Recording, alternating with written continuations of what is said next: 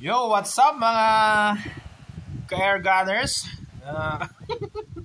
Wala, di ko mapigilan yung tawa ko kasi merong bagong hot issue na nangyayari dito sa airgun community. Ewan ko kung napanood nyo na, kung nabasa nyo na to.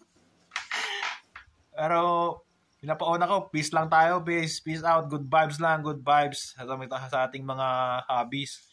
So, ayun na nga. At meron kasi ako nakitang post ng isang air gunners natin na muntik pa sila mag-away dun sa isang nagko-comment doon. Ewan ko kung napaaway o nag-away na sila. Dahil lang sa video ko na ginawa sa Reels na naka-caption doon is 200 meters. Yun naman ay for entertainment only, no? Sa Reels kasi, alam niyo naman ng Reels, no? Para maraming views, kailangan mo nang lagyan ng konting twist. So, ayun, ginawa ko ng twist. Ayun, nag-aaway na sila ngayon. Ang ma-advise ko lang sa inyo lang, itigil nyo na yan at walang magandang patutunguhan yan, no? Good vibes lang tayo, good vibes. Diba? Kung may makakitang ganyan, kung alam nyo naman kung tama yun o hindi, pwede nang yun, pagbigyan kasi reels lang naman yan, di ba guys? So na nga, ipa-plus ko na lang yung post na yun dito sa screen dito, diyan. So ayan. Ito may panibago akong video after this. Stay tuned lang.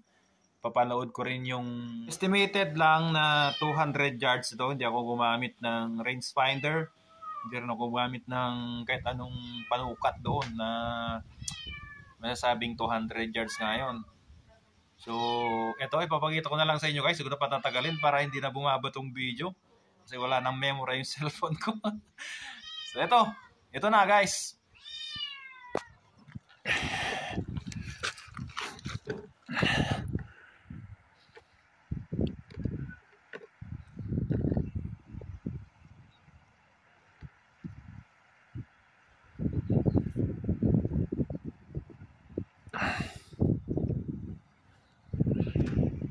$200 yards estimated.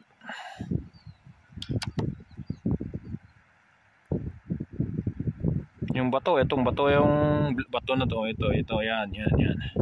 So magko-compensate tayo. Mahangin guys, so magko-compensate tayo ng yung hangin is pa kaliwa.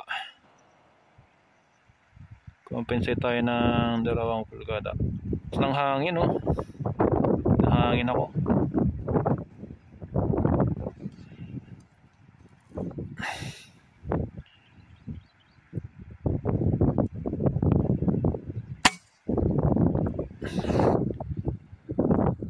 Oops, malayo pa.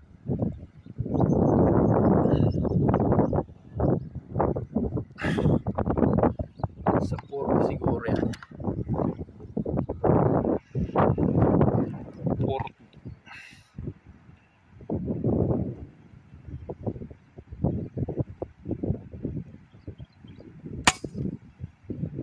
Uy, muntik na.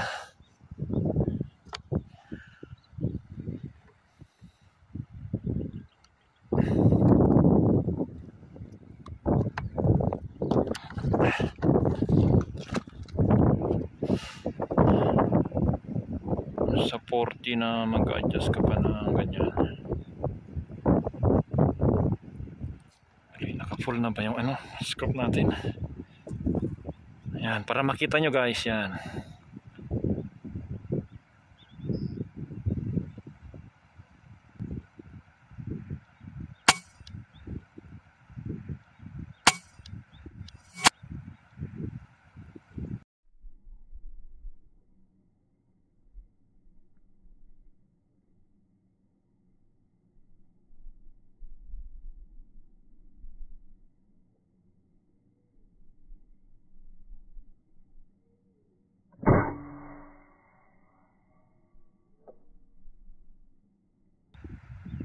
Uy! Huli! Grabe yung compensate na yun, ano?